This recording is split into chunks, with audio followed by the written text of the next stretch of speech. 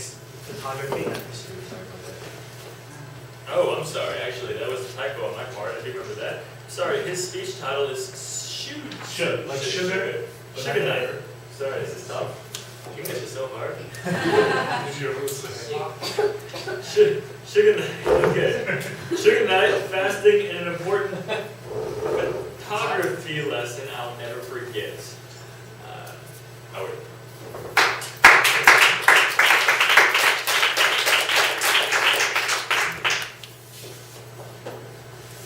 When I was growing up, my mom, she was concerned about me. Now, it wasn't because developmentally speaking, I was a little bit slow compared to my peers. I didn't know the English alphabet until the first grade. I couldn't read until the second grade. I didn't have the vocabulary for shapes until the third grade. And it also wasn't because I used to eat my mom's chapstick and her lipstick, and my sister's lipstick occasionally. What she was really worried about was, I used to bring random strangers over to the house. Now, I'm not talking about school kids my age. I'm talking about, I used to flag down cars in my neighborhood with families, and I somehow convinced them to come over to my house just so I could play with their children. Now, my mom eventually realized that I wasn't actually bringing over strangers. What was happening was, in that short amount of time, I managed to get them to trust me, and I also trusted them. Growing up and now, I've always known that I was able to get people to trust me very quickly, and I can make them feel at ease very fast.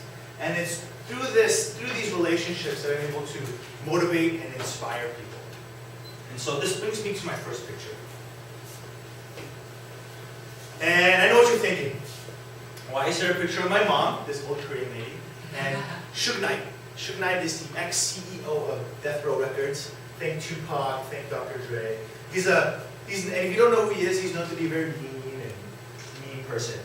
And so, when I see this picture, what I admire most about my mom is that she's not afraid to approach anyone. She's not afraid of anyone. And this picture reminds me where my own sociability comes from. When I was in college, I fasted for 21 days straight. 21 days. That's 504 hours without any food. In the first week, your mind is in this constant struggle. It's that battle with your body. And your body, all it wants is food. It's begging for it every day. And in the second week, you kind of reach this inexplicable balance, this kind of Zen-like state where you don't really feel the hunger pains anymore, but you just kind of feel empty. And in the third week, all of that just comes crumbling down under the pressure of this constant hunger. Now, two things got me through this fast. Number one, I just kept the end goal of finishing this 21-day fast in mind. That's what I thought about.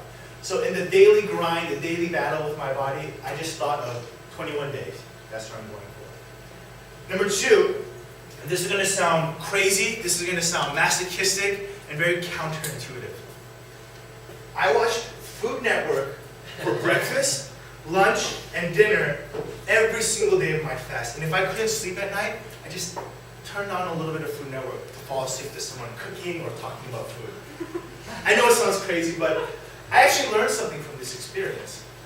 And that was that if something as simple as listening to food or thinking of food or the idea of food can help me through a fast, it helped me realize that every single bite of food you have, no matter how minute, has a real effect on your body. And over your entire lifetime, what it does is it aggregates into your overall health. And this affected me in a profound way.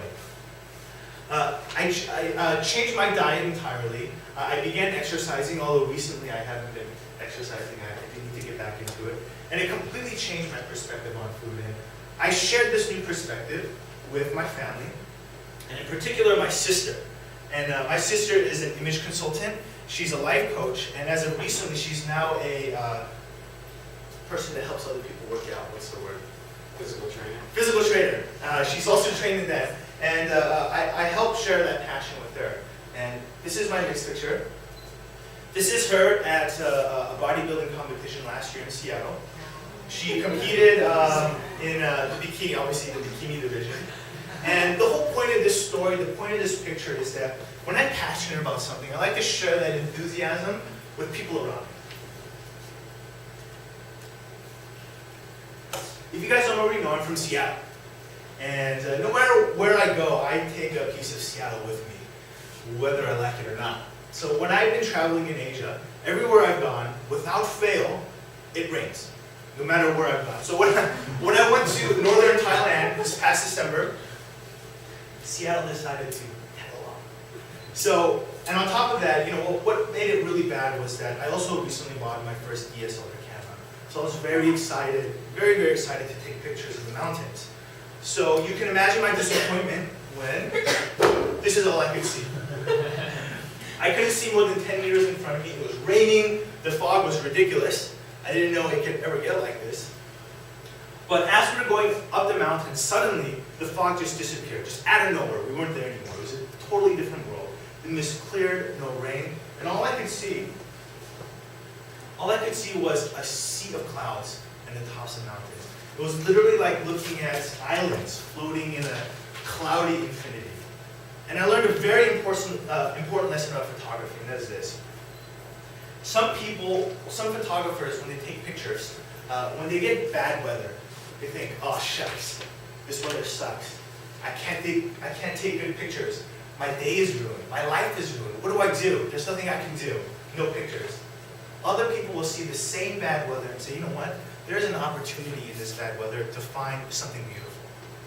And this is very much like a similar kind of saying that I believe, that I hold very close to my heart, and that is, the true beauty of life comes from the ability to see it from many different perspectives. Thank you.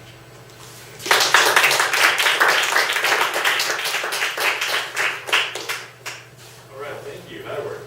So, can you just take these little slips? I'll just give you a little bit of time. Take these slips. If you have anything you want to say to Howard, just write a quick note, pass it along.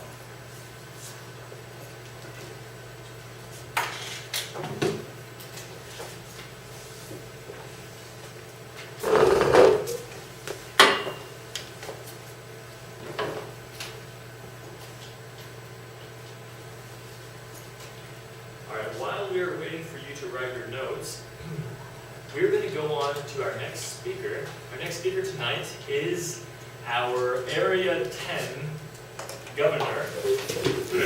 He is